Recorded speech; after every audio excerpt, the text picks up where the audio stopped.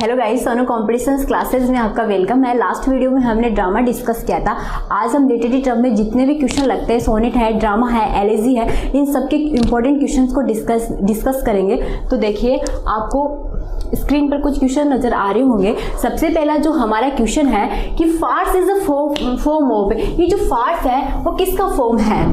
फार्स किसका फॉर्म है? क्या वो ट्रेजेडी का है, मेलोड्रामा का है, या कॉमेडी का, या फन का है? देखिए, जो फार्स है ये किसका भाग है? कॉमेडी का है। कैसे है? फार्स क्या होता है? फार्स वह सिचुएशन होती है जिसके अंदर हम क्या यूज करते हैं, जिसके अंदर एग्जरेशन होता है, रिडिकुलस सिचुएशन दिखाई जाती है, हाई लेवल में दिखाई जाती है, किसी बात को चढ़ा बढ़ाकर दिखाया जाता है, जैसे ऑडियंस को क्या है, हंसी आए। ये जो फार्स है वो किसका भाग है? कॉमेडी का।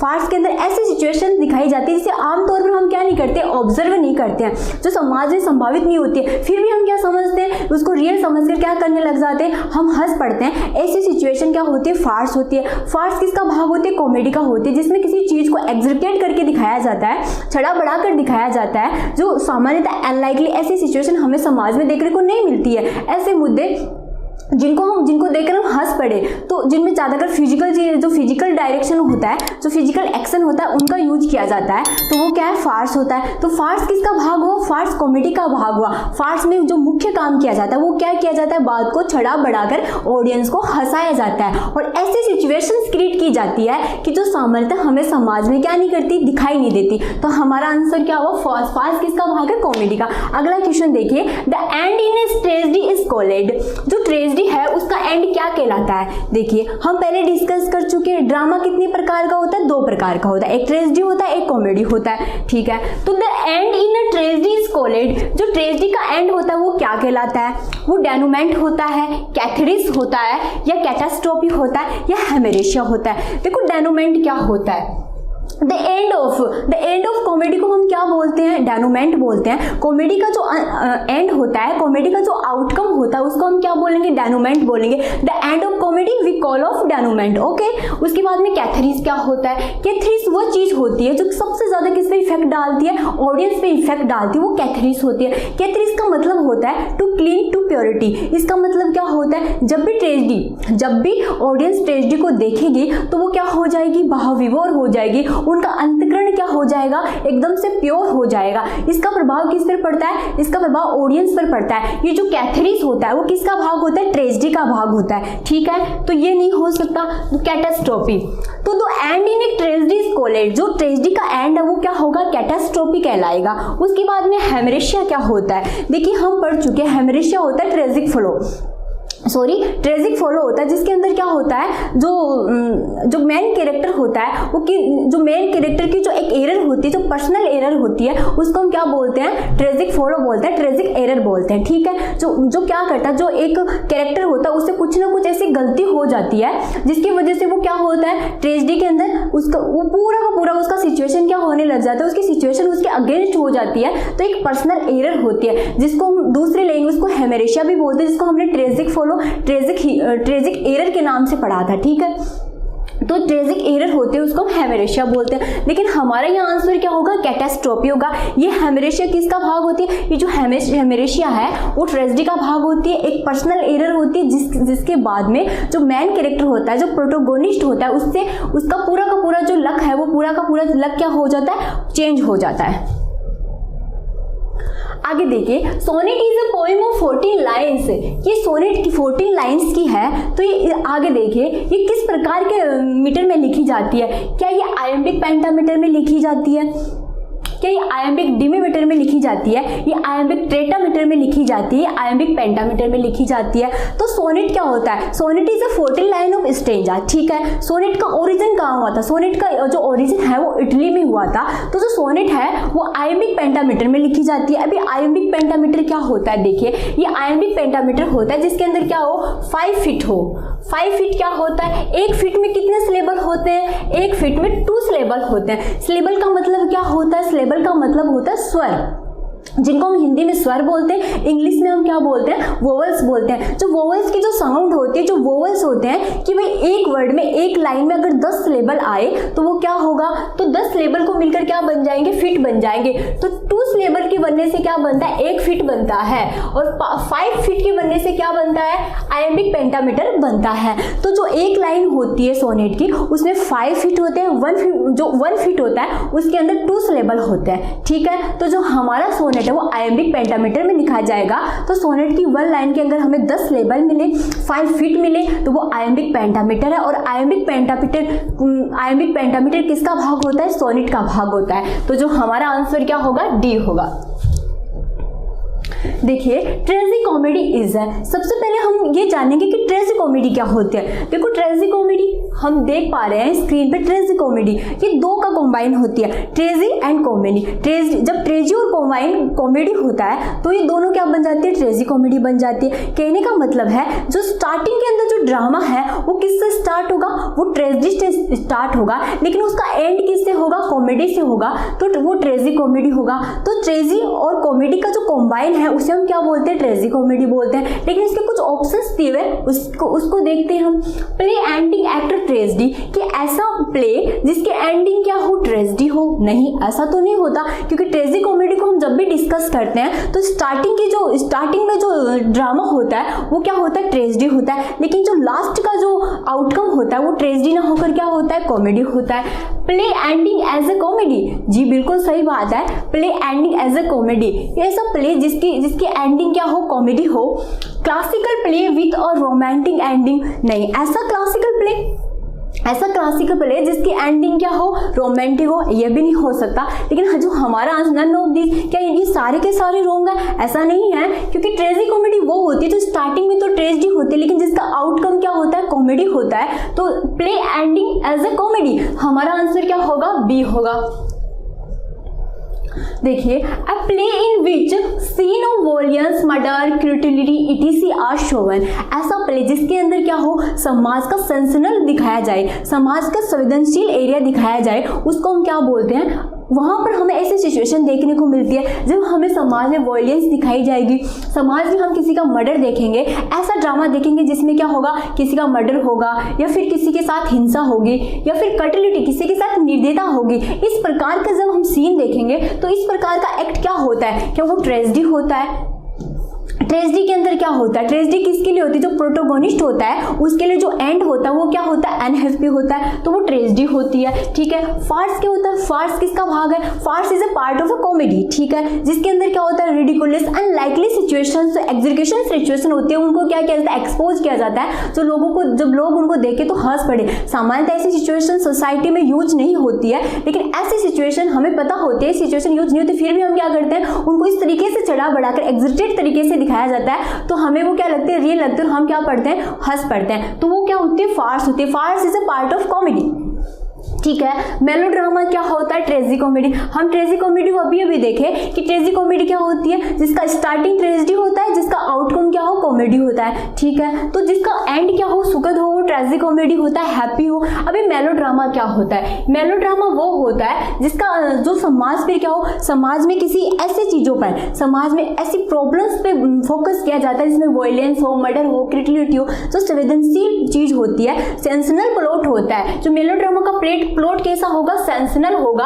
ऐसे प्लॉट को हम क्या बोलेंगे, ऐसे ड्रामा को मेलोड्रामा बोलेंगे। मेलोड्रामा क्या करता है, मेलोड्रामा अपील करता है इमोशंस को, ठीक है, जिसको देखकर सब लोग क्या हो जाते हैं, सैड हो जाते हैं, किसी रियलिटी को एक्सपोज करता है। तो वायलेंस है, मर्डर है, क्रूटलिटी है, इस प्रकार का ड्रामा जिसमें हो वो मेलोड्रामा होता है। इसका प्लॉट क्या होता है, सेंसेशनल प्लॉट होता है, तो हमारा आंसर होगा मेलोड्रामा, ठीक है भाई। आगे देखिए, A play date studies the manners and affections of a contemporary society। सबसे पहले तो हमें ये जानना पड़ेगा कि कंटेम्प्रेरी सोसाइटी क्या होती है। कंटेम्प्रेरी सोसाइटी वो होती है जिसके अंदर क्या होता है, जिसके अंदर जो स्टोरी है, जो ड्रामा है लिखा गया था, जिस दौर में ड्रामा क्या हो, रिटन हो, ठीक है, जिस दौर में ड्रामा रिटन होगा वो होगी कंटेम्प्रेरी सोसाइटी। जिस टाइम पर ड्रामा को लिखा जा रहा था, ये ड्रामा को प्रेजेंट किया जा रहा था, उस टाइम वहाँ की सिचुएशन कैसी थी, तो उस टाइम को क्या बोलते हैं, कंटेम्प्रेरी सोसाइटी। एक बात तो ये प्लेड हिस्टेरिक, हिस्टेरिक का मतलब क्या होता है, हिस्टेरिक का मतलब होता है व्यंग्य करना, ठीक है, हिस्टेरिक का मतलब व्यंग्य होता है। The manners and affections of society, affection का मतलब होता है दिखावा करना, ठीक है। ऐसा प्ले जो क्या हो उस दौर में, जिस दौर में लिखा गया हो, वो क्या करे, किसी दिखावा पर क्या करे, व्यंग्य करे। जब प्ले लिखा गया था उस समय वहाँ के लोग क्या कर रहे थे, बहुत ज़्यादा दिखावा कर रहे थे। तो उस दौर में जो वहाँ के जो प्ले राइटर्स थे उन्होंने क्या लिखा, ड्रामा लिखा। ड्रामा लिखकर वहाँ की जो रियल सिचुएशन है उसको एक्सपोज करने की कोशिश की। किस दौर की, जिस दौर में लिखा गया था, जिस कंटेम्प्रेरी सोसाइटी में जो ड्रामा रिटर्न किया गया था उसको एक्सपोज करने की कोशिश की। अ play is starring the manner, और ड्रामा किस मैनर में लिखा गया, जो ड्रामा का लिखने का वो मैनर्स था वो कैसा था, हिस्टेरिक था। And affections of contemporary society, क्या वो ट्रेजिक कॉमेडी होगा, कॉमेडी ऑफ मैनर्स होगा, या सेंटिमेंटल कॉमेडी होगा, या रोमांटिक कॉमेडी होगा। जब भी किसी चीज़ को, जब हम किसी समाज की सोशल प्रॉब्लम को क्या करें, दिखावा करें, सोशल प्रॉब्लम को एक्सपोज करें, किसी पर्टिकुलर सोसाइटी पर हम व्यंग्य करें, तो वो क्या होगा, कॉमेडी ऑफ मैनर होता है। कॉमेडी ऑफ मैनर्स में समाज की जो रियलिटीज़ होती है, किसी पर्टिकुलर सोसाइटी की जो रियलिटीज़ होती है, जो दिखावा करती है, उसको एक्सपोज किया जाता है। वो ड्रामा का क्या कैसा होता है, कॉमेडी ऑफ मैनर्स होता है। समझ में आई बात, आगे देखिए। Is described as any struggle between opposing force.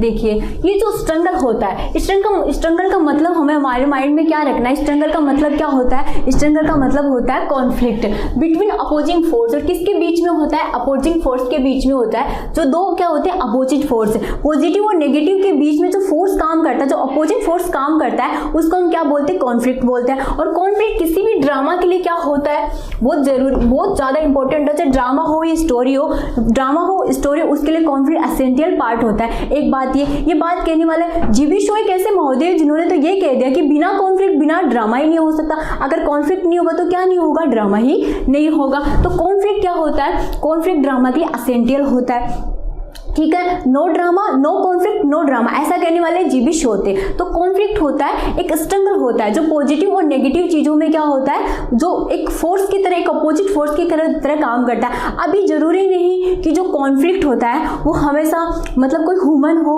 वो प्रकृति में हो, कोई भी ऐसा अपोजिट कोई जिससे स्टोरी आगे बढ़ती है, ठीक है, वो क्या होता है, कॉन्फ्लिक्ट होता है। वहाँ का नेचर हो सकता है, वहाँ का कोई ह्यूमन हो सकता है, वहाँ की सोसाइटी हो सकती है। तो जरूरी नहीं है कोई ह्यूमन ही कॉन्फ्लिक्ट होता है, कॉन्फ्लिक्ट में बहुत सारी चीजें आ सकती है, ठीक है। आगे देखिए, अभी कैथरीज, सबसे पहले देखते हैं कैथरीज क्या होता है। हम डिस्कस कर चुके हैं, catharsis is a part of tragedy, ठीक है, जिसके अंदर क्या होता है, जो ऑडियंस होता है, ऑडियंस का जो हार्ट होता है वो क्या होता है, क्लीन होता है। उसके बाद में कॉमिक रिलीफ, कॉमिक रिलीफ क्या होता है, देखिए जो कॉमिक रिलीफ होता है उसके अंदर लगातार ट्रेजेडी चलती रहती है। जब लगातार ट्रेजेडी चलती है तो बीच में जो ऑडियंस होती है वो क्या होने लग जाती है, बोर होने लग जाती है। तो प्ले राइटर क्या करता है, प्ले राइटर ऐसे सीन्स क्रिएट करता है जिसके अंदर थोड़ी थोड़ी क्या आ जाए, लोगों को क्या आ जाए, ऐसे रिडिकुलस सिचुएशन को इंक्लूड किया जाता है, जिससे जो ऑडियंस क्या करे, ऑडियंस को थोड़ा थोड़ा ह्यूमरस फील हो, मतलब हंसी मजाक उसे लगे, थोड़ा थोड़ा वो रिलीफ फील करे। क्योंकि लगातार ट्रेजेडी देखने से वो क्या हो जाएंगे, उनके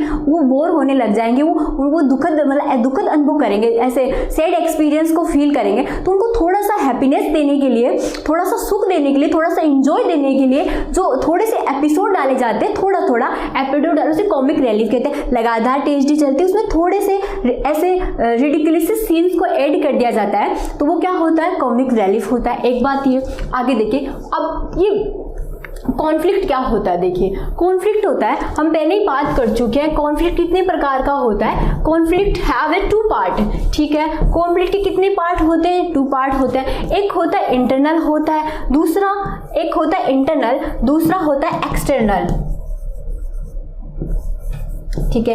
इंटरनल क्या होता है, एक्सटर्नल क्या होता है। जब इंटरनल कॉन्फ्लिक्ट की बात आएगी तो इंटरनल कॉन्फ्लिक्ट में क्या होगा, जो कैरेक्टर होगा वो क्या करेगा, अपने आप से करेगा। स्ट्रगल किससे करेगा, स्वयं से करेगा, स्ट्रगल विद सेल्फ, वो अपने आप से ही क्या करेगा, स्ट्रगल करता रहेगा। तो ये इंटरनल हो गया। एक्सटर्नल में क्या होगा, मैन वर्सेस मैन हो सकता है, मैन वर्सेस सोसाइटी हो सकता है, मैन वर्सेस और चीजें भी हो सकती है। तो वो जरूरी नहीं है किसी मैन से ही करे। तो एक्सटर्नल में जो काम करता है वो आउट जो आउटसाइड का जो फोर्स होता है, बाहर का जो फोर्स होता है वो काम करता है, लेकिन इंटरनल के अंदर वो अपने विचार अपने ही थॉट से क्या करेगा, स्ट्रगल करेगा। तो conflict have two part, external and internal. Internal में क्या करेगा, इंटरनल में वो खुद के साथ क्या करेगा, स्ट्रगल करेगा, और एक्सटर्नल में जितने भी आउटसाइड चीजें उनके साथ क्या करेगा, स्ट्रगल करेगा। तो ठीक है, तो अब ये कॉन्फ्लिक्ट क्या हुआ, कॉन्फ्लिक्ट स्ट्रगल होता है बिटवीन अपोजिंग फोर्स। तो हमने पढ़ा पॉजिटिव और नेगेटिव चीजों के बीच में जो फोर्स काम करता है उसको क्या बोलते हैं, उसको हम बोलेंगे स्ट्रगल। तो हमारा आंसर क्या हुआ, कॉन्फ्लिक्ट। ठीक है, क्योंकि कॉन्फ्लिक्ट क्या है, कॉन्फ्लिक्ट स्ट्रगल एक तरीके का। देखिए, internal conflict means, internal conflict का मतलब क्या होता है, conflict between a character and an outside force. क्या ऐसा कॉन्फ्लिक्ट होता है जिसमें क्या काम करे, जिसमें आउटसाइड काम करे, जो आउटसाइड फोर्स जिसमें काम करता है, क्या वो इंटरनल कॉन्फ्लिक्ट होता है? I think no. ठीक है, हम डिस्कस कर चुके हैं, ऐसा नहीं होता है। ठीक है, क्योंकि आउटसाइड फोर्स जिसमें जो काम करेगा वो एक्सटर्नल कॉन्फ्लिक्ट होगा। कॉन्फ्लिक्ट विद द सेल्फ, हाँ ये बिल्कुल ट्रू बात है, कॉन्फ्लिक्ट विद द सेल्फ, कि ऐसा कॉन्फ्लिक्ट जिसमें वो क्या करे, खुद के साथ ही क्या करे, कॉन्फ्लिक्ट करे, खुद के साथ अपने थॉट से, अपने मन में अपने द्वंद, जो उसके अंदर जो द्वंद उभर रहा है कि मैं क्या करूं, मैं क्या नहीं करूं, वो अपने आप अपने थॉट से क्या करता है, स्ट्रगल करता है। तो ये बात बिल्कुल सही है, क्योंकि हम पढ़ चुके हैं जो conflict have two part, conflict के दो भाग होते हैं, एक एक्सटर्नल होता है, एक इंटरनल होता है। तो कॉन्फ्लिक्ट विद द सेल्फ बिल्कुल सही बात है, इंटरनल कॉन्फ्लिक्ट है ये। Conflict between a character and society, ऐसा संघर्ष जो किसके साथ हो, कैरेक्टर के साथ हो या सोसाइटी के साथ। जब दूसरी चीजों की बात है कि देखो कैरेक्टर भी दूसरा हो गया, सोसाइटी भी दूसरी हो गई, बात समाज की कर रहा है, यहाँ पर मेन वर्सेस सोसाइटी आ रही है, तो क्या होगा, एक्सटर्नल कॉन्फ्लिक्ट होगा। Conflict between a character and a nature, जब कॉन्फ्लिक्ट किसके साथ हो, नेचर के साथ हो, तो क्या वो जो इंटरनल कॉन्फ्लिक्ट होगा? नो। तो हमारा आंसर क्या होगा, B, conflict with the self, जब खुद के साथ ही क्या हो, कॉन्फ्लिक्ट हो। देखिए, कोडेड सोनेट, एक कोडेड सोनेट क्या होता है, हमने सोनेट पढ़ा था, हमने 3-4 प्रकार के सोनेट पढ़े थे। जो हमने स्टार्टिंग में जो सोनेट पढ़ा था, इटालियन सोनेट पढ़ा था, जिसको इटालियन में जो ओरिएंटेड किया गया था, इस वजह से इसको इटालियन सोनेट कहते हैं। दूसरा पढ़ा था शेक्सपियरियन सोनेट, जिसको इंग्लिश सोनेट भी कह देते हैं। तीसरा पढ़ा था स्पेंसरियन सोनेट, और एक जो सोनेट पढ़ा था कर्टल सोनेट, जो इतना कुछ फेमस नहीं हुआ था। ठीक है, जिसको हॉपकिंस ने प्रोड्यूस किया था, लेकिन वो इतना ज़्यादा फेमस नहीं हुआ था, जो कितनी लाइन का था, 10.5 लाइन का था। ठीक है, इतना हमने पढ़ा। लेकिन एक और सोनेट जो बुक्स के अंदर, जिसको ज़्यादा वो इतना शो नहीं हुआ, लेकिन वो हमें पढ़ना जरूरी है कि वो कोडेड सोनेट क्या होता है। देखो, कोडेड सोनेट वो होता है, सबसे पहले ये जान लीजिए सोनेट क्या होता है। ठीक है, ये जो सोनेट होता है ये कितनी लाइन का होता है, 14 लाइन्स का।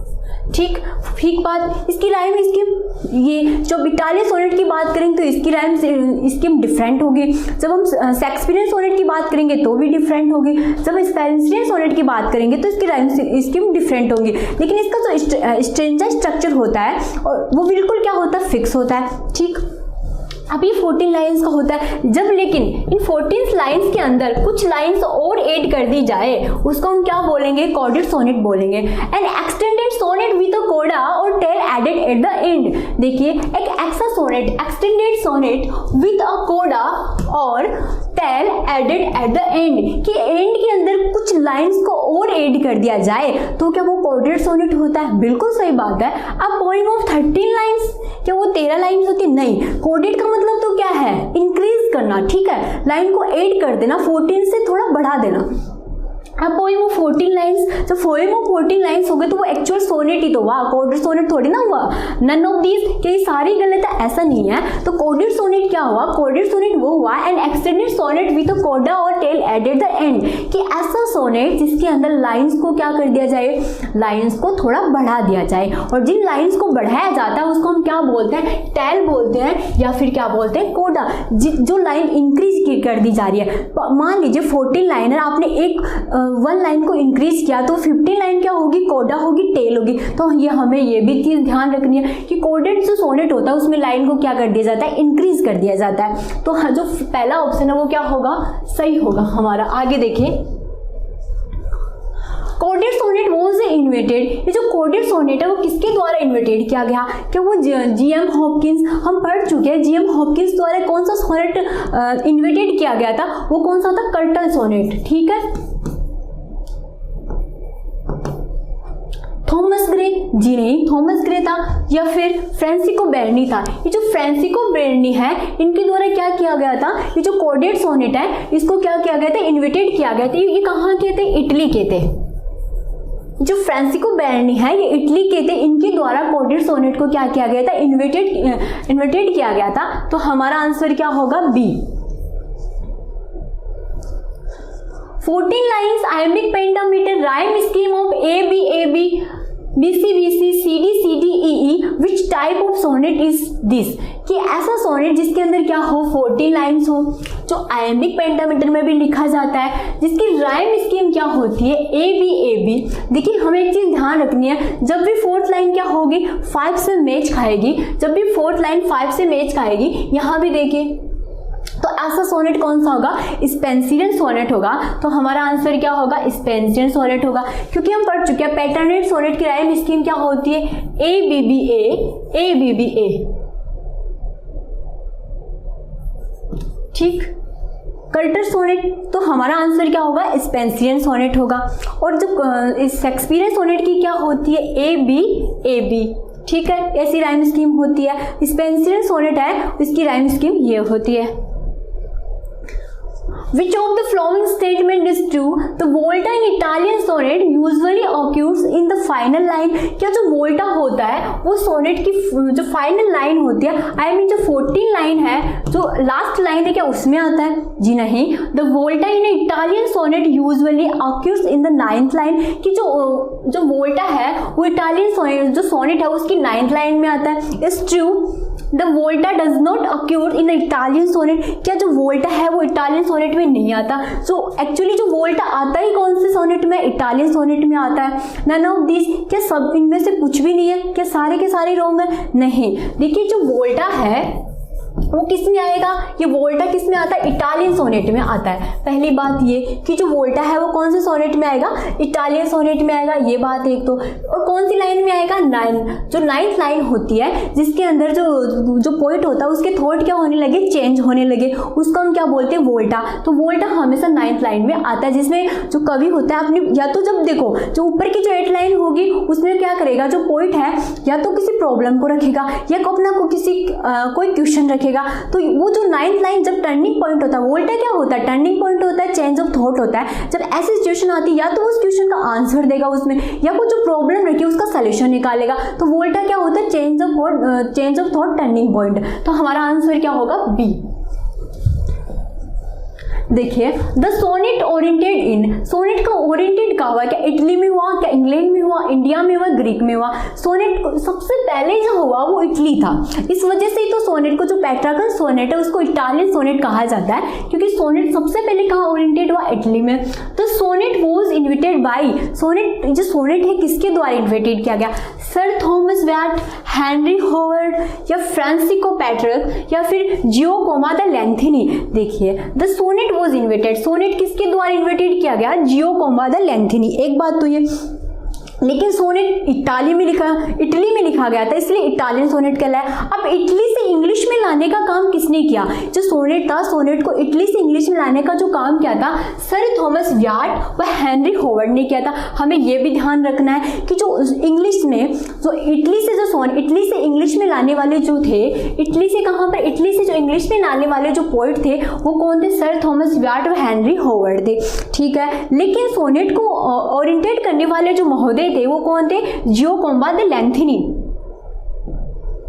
देखिए the sonnet was introduced to the England by, कि जो सोनेट है, सोनेट को इंग्लैंड में किसने इंट्रोड्यूस किया था, विलियम शेक्सपियर ने, जोएल मिल्टन ने, एडमंड स्पेंसर ने, या सर थॉमस व्याट ने। देखिए इंग्लैंड में जो इंट्रोड्यूस करने का काम है वो किसने किया था, सर थॉमस व्याट ने।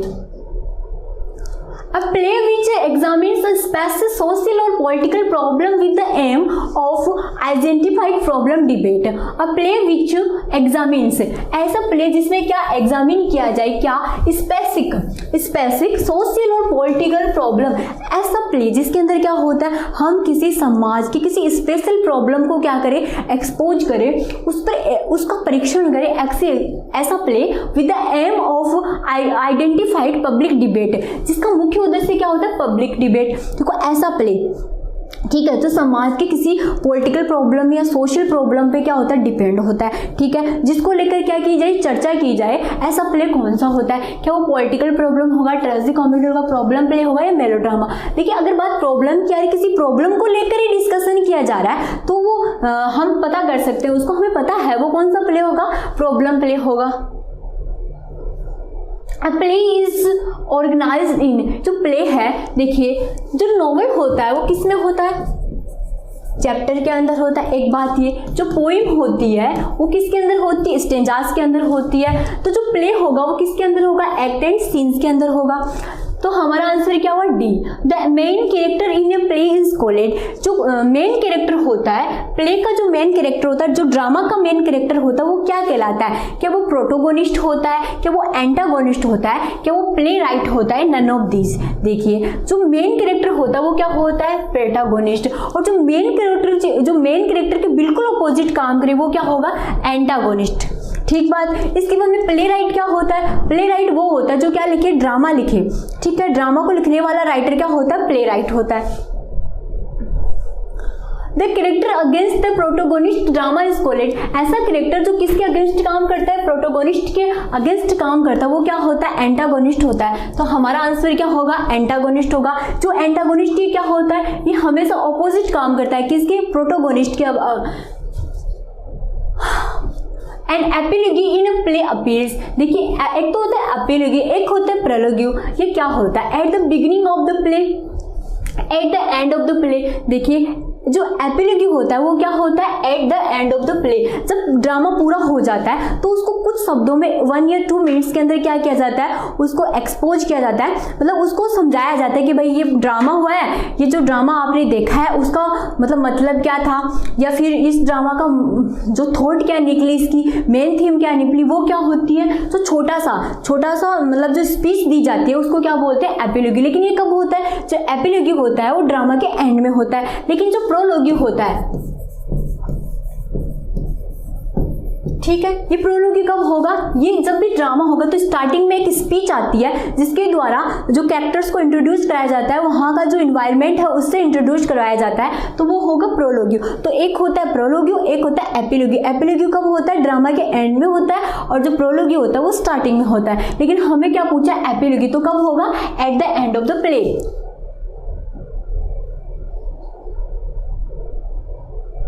Where and when the story of a play take place is known as, जब भी किसी स्टोरी में where मतलब किसी प्लेस को इंडिकेट करता है, when टाइम को इंडिकेट करता है, जब भी प्लेस और टाइम को इंडिकेट करने वाले वर्ड आएंगे, जब भी किसी स्थान और समय की बात करेंगे तो वो क्या चीज होती है, the story of the play takes place known age. Story का वो भाग क्या कहलाता है, क्या सेटिंग होता है, द यूनिटी होता है, द एटमॉस्फेयर होता है, नन ऑफ दिस। देखिए सेटिंग होता है, जब भी हम क्या करें, वहाँ के नेचर की, वहाँ एटमॉस्फेयर की बात करें, वहाँ की वेदर कंडीशन की बात करें, वहाँ के टाइम की बात करें, वहाँ की प्लेस की बात करें, तो जो स्टोरी का जो एलिमेंट होता है वो क्या होता है, सेटिंग। हमारा आंसर क्या होगा, A. The series of event in a drama is called, कि जो इवेंट है, इवेंट की जो सीरीज क्या कहलाती है, एक इवेंट के बाद दूसरा इवेंट, दूसरे इवेंट के बाद तीसरा इवेंट, इस प्रकार से इवेंट की जो सीरीज है वो क्या कहलाएगी, इस प्रकार की वो क्या हो रहा होगा, प्लॉट होगा। सीरीज ऑफ इवेंट, ठीक है, प्लॉट होगा। क्लाइमेक्स क्या होता है, हाईएस्ट इंटरेस्ट होता है, ठीक है। और जो सीन होता है, ये सीन क्या होता है, वो do the drama and the short story have in common, कि जो ड्रामा है और शॉर्ट स्टोरी में एक्चुअली क्या सेम होता है, बोथ हैव ए कैरेक्टर, दोनों में कैरेक्टर होता है, both have element of plot, exposition, rising action, climax, falling action. जी बिल्कुल, दोनों में क्या होंगे, कैरेक्टर होंगे। Both have a element of plot, दोनों में क्या होता है, प्लॉट होता है। देखो प्लॉट के अंदर क्या होता है, एक्सपोजिशन होता है, बिल्कुल होता है, राइजिंग एक्शन होता है, क्लाइमैक्स भी होता है, फॉलिंग एक्शन भी होता है, रिसोल्यूशन भी होता है। The plot is set into motion by conflict, ये भी सही बात है। तो हमारा आंसर क्या होगा, all of the above. Something that a character in a play says to the audience which the other character on stage are not intended to hear। देखिए हम इस नोट को इंडिकेट करना है। देखिए जब ऐसा छोटा सा स्पीच जिसके अंदर क्या ना हो, वहाँ पर जो कैरेक्टर है वो प्रेजेंट नहीं हो, उसको क्या बोलेंगे हम, नॉट इंटेंडेड टू हियर। बात तो कही गई है, छोटा सा कमेंट तो किया गया, लेकिन वहाँ पर सुनने वाले कौन नहीं है, वहाँ पर कैरेक्टर नहीं है, तो वो हुआ एसाइड। लेकिन सलूगी में क्या होता है, सलूगी में बात कही जाती है लेकिन वहाँ पर क्या होता है, कैरेक्टर उपस्थित होते हैं, इसको सलूगी कहते हैं। लेकिन असाइड के अंदर क्या होता है, बात तो कही जाती है लेकिन वहाँ पर कैरेक्टर्स क्या नहीं होते, प्रेजेंट नहीं होते। तो हमारा आंसर क्या होगा, सी। A drama device in which the good character are rewarded and the bad character are punished। Drama के ऐसे डिवाइस जिसके अंदर क्या होता है, जो गुड कैरेक्टर होता है उनको क्या दे दे, रिवार्ड दे दे, एंड जो बैड कैरेक्टर होता है उसको हम क्या दे दे, पनिशमेंट दे दे।